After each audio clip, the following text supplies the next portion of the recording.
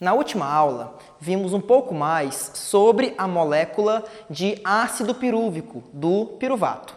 Então, nela, vamos lembrar que ela tem um carbono ligado a 2, com ligação dupla ao oxigênio, um grupo metil, ou seja, CH3, e a ligação a uma carboxila, no caso, um CO2. Então, aqui está a estrutura do piruvato.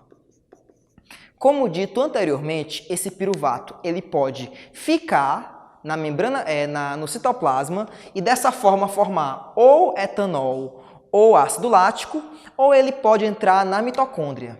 E se ele entra na mitocôndria, lembrem, acontece a etapa de oxidação do piruvato.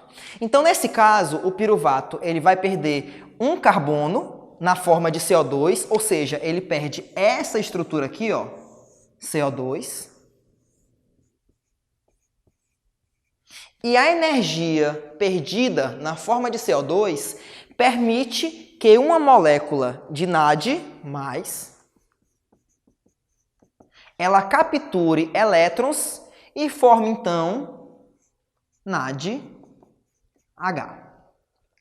Além disso, a energia de perda do CO2 permite que essa molécula de ácido pirúvico ganhe uma enzima chamada coenzima A. Então, essa região aqui é perdida e a ela vai se ligar agora uma coenzima CoA. Oxigênio, carbono, H. Então, veja, a diferença entre o ácido pirúvico ou o piruvato da coenzima A é que o piruvato perdeu o CO2 e, com essa energia de perca, ele conseguiu ligar a sua molécula uma coenzima A, formando, então, acetilcoenzima A. O acetilcoenzima A é justamente a molécula que vai entrar na mitocôndria e vai entrar também no ciclo de Krebs. Então, vamos agora trabalhar com essa molécula especificamente. Então, lembrem, o CoA, o acetilcoenzima A, ele tem ACOA. Ele tem 2 carbonos. Porque, lembrem, um carbono dele foi perdido na forma de CO2. E ele vai reagir com uma molécula que tem 4 carbonos. O nome dessa molécula é oxalacetato. Então, o acetilcoenzima A, esse grupo coenzima A, ele tem a capacidade de juntar essa molécula de 4 carbonos, que é o oxalacetato, com uma molécula de 2, que é o grupo acetil, formando, então, uma molécula agora de 6 carbonos. 4 daqui, 2 daqui. Qual o nome dessa molécula? Citrato ou ácido cítrico. Por isso que também é conhecido como ciclo do ácido cítrico, ou ciclo de Krebs, que é quem descobriu esse ciclo. Então, a primeira molécula é o citrato, ele sofre uma modificação na sua estrutura, mas sem perder os seus carbonos. Então, vai formar novamente uma molécula de 6 carbonos, 5, 6, chamada agora isocitrato. A partir daqui, ele vai perder carbonos para a atmosfera na forma de CO2. Sempre que ele perder um carbono, ele vai liberar elétrons que serão captados pelo NAD, formando então NADH. Quando é que ele perde o seu primeiro carbono? Quando se transforma de isocitrato para a molécula chamada alfa-cetoglutarato. O alfa-cetoglutarato, ele tem 5 carbonos. 1, 2, 3, 4, 5. Se ele tem 5 carbonos, um foi perdido na forma de CO2. Se ele perde carbono na forma de CO2, ele libera elétrons. Se libera elétrons, eles são captados pelo NAD+,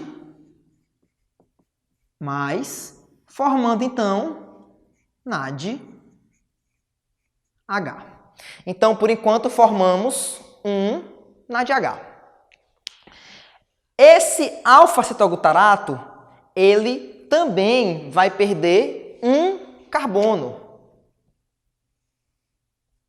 formando agora uma molécula de 1, 2, 3, 4 carbonos.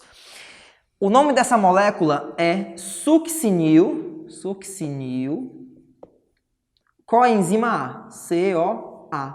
Ou seja, assim como o acetil-CoA, esse grupo também tem uma coenzima A ligada a ele. O acetil-coenzima A só conseguiu ligar a coenzima quando ele perdeu o seu carbono na forma de CO2. Então, ao perder CO2, é possível você conseguir juntar a molécula, um grupo, coenzima A. Então, ele perdeu aqui, ó, um carbono. Se perdeu um carbono, ele liberou para a atmosfera CO2. E, ao mesmo tempo, ele pegou um NAD+,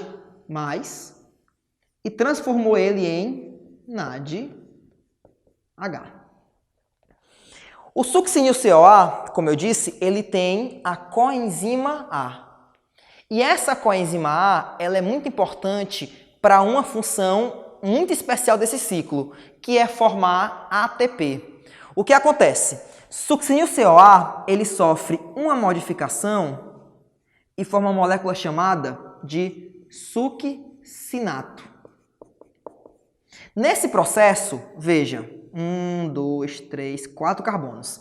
Ele não mais perde carbonos, uma vez que a primeira molécula do ciclo tem 1, 2, 3, 4 carbonos. Então agora, de succinil até oxalacetato, serão pequenas reações somente para mudar a posição das moléculas e formar novamente esta molécula. Então veja, aqui ele tem a coenzima A e aqui ele não tem a coenzima A. Ao perder a coenzima A, ele tem energia para pegar um GDP, guanina difosfato, e transformar ele em GTP, guanina trifosfato. Ah, professor, mas isso aqui não é ATP, isso aqui é GTP. Só que o GTP, ele posteriormente fornece o seu fosfato para um ADP e forma então ATP. Ou seja, mesmo que o ciclo não forme diretamente ATP, mas ele forma indiretamente ATP, uma vez que o fosfato do GTP vai mandar o seu fosfato para um ADP e formar então um ATP. Depois disso, de succinato vai formar uma molécula chamada fumarato. De succinato para fumarato, há um processo no qual se forma uma molécula chamada de FAD+, e gera então FADH2. O que é o FADH2? É a mesma coisa do NADH, por exemplo. Só que o FADH2 ele é menos energético. Então, ele também captura elétrons. Só que ele captura elétrons com menos eficiência do que o NADH. Então, esse elétron que está aqui, ele é menos energético. Por isso que aqui não se forma NADH, porque o elétron liberado aqui, ele não é tão forte quanto os elétrons liberados pela perca do CO2. Então, depois de fumarato, vai se formar uma molécula chamada de malato, que também tem 4 carbonos, 2, 3, 4, malato. E, posteriormente, haverá uma transformação de malato para oxalacetato. Porque é um ciclo, então se começa com ele, termina com ele. Nesse processo, há liberação também de elétrons e se forma mais um NADH. Então vem NAD+, rouba os elétrons e forma então NADH. Então vamos ver agora o saldo do nosso ciclo de Krebs.